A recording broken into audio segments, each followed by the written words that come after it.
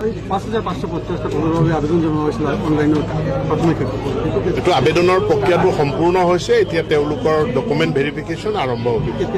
সোনকালে হৈ যাব।